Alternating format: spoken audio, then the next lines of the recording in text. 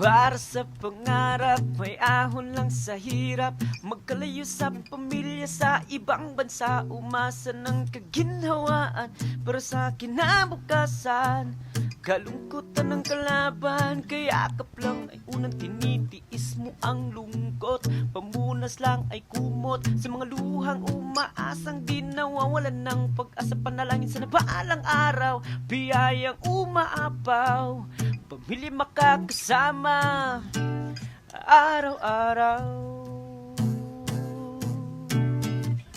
Dapit hapon ay kumakaway, nagsasabing tuloy lang sa buhay.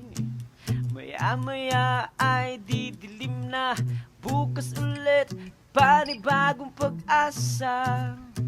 Sa bawat takbo ng oras, araw, buwan, taon,